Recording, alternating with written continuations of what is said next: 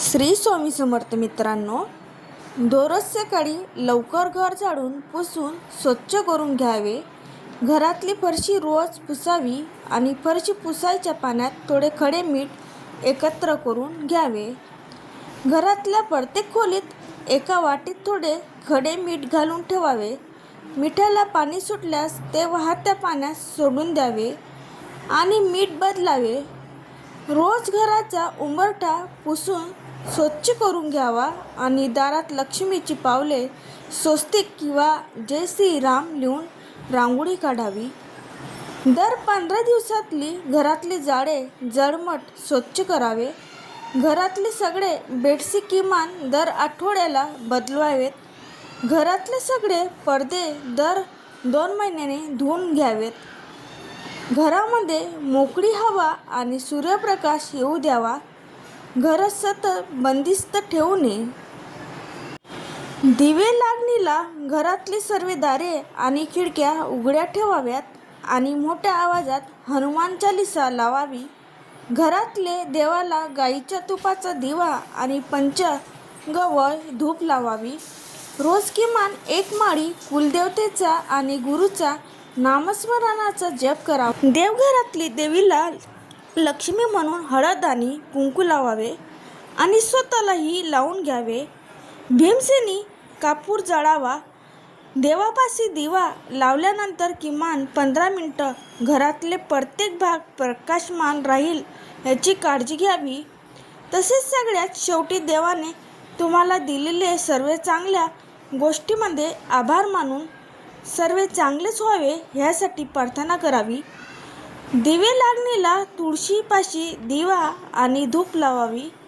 तुळशीला हळदी कुंकू लावून शुभंकरोती म्हणावे. तसेच आपल्या घराला आणि घरातल्या व्यक्तींना सुखरूप ठेवण्यासाठी प्रार्थना करावी. दिवे लागणीच्या वेळी असताना घरात झोपणे, भांडणे, नकारात्मक बोलणे, अपशब्द बोलणे किंवा टीव्हीवर नकारात्मक गोष्टी बघणे टाळावे. घरामध्ये कुठेही कचरा, धूळ राहू देऊ नये.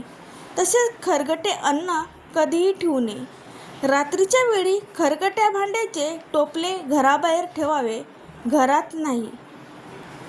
घराच्या मुख्य प्रवेशद्वारावर कोहळा असा टांगून ठेवावा की घरात प्रवेश करणारी प्रत्येक व्यक्ती त्या कोहळ्याच्या खालून प्रवेश करेल. कोहळ्यामुळे नकारात्मक शक्ती कमी करण्याचे गुणधर्म असतात. घराच्या सभोवती मन प्रसन्न करणारी फुलझाडे जरूर लावावीत. तसेच मुख्य प्रवेशद्वाराशी एक तुळशीचे रोप लावावे.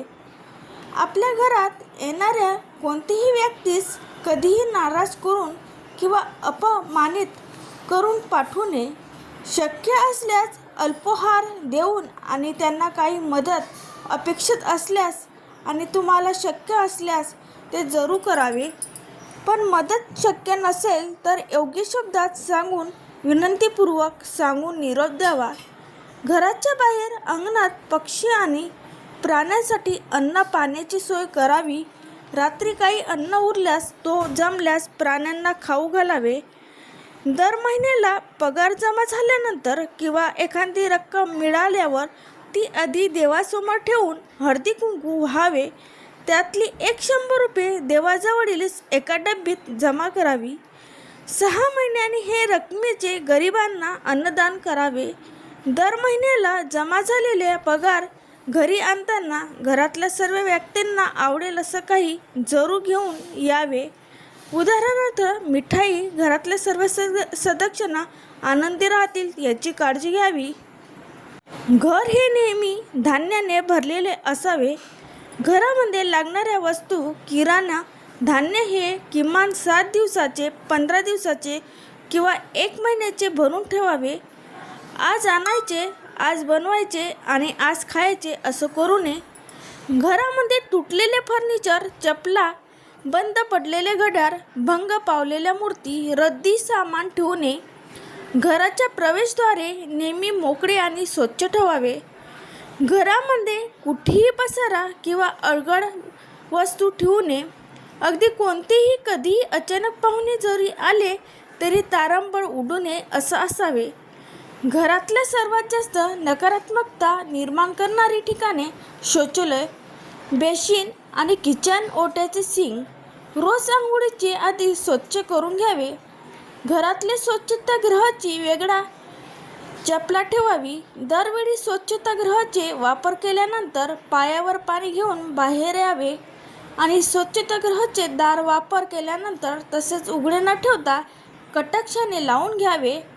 घरातल्या काही व्यक्तींमध्ये समजा काही कारणाने वाद जरी असतील तरी घरात कोणालाही जाणून बुजून त्रास देणे, उपाशी ठेवणे असा प्रकार किंवा स्वतःच्या बाजूने तरी टाळावेत. शांतपणे आपली जबाबदारी आपण पार पाडत राहावी. काही समस्या येणारा काळ सोडावेत, त्यामुळे सतत वाद होणारे नाहीत ही काळजी घ्यावी. घरामध्ये सगळे सण वार प्रथमविशेष साजरे करावेत. कुलधर्म कुलाचार करत राहावा. श्री स्वामी समर्थ.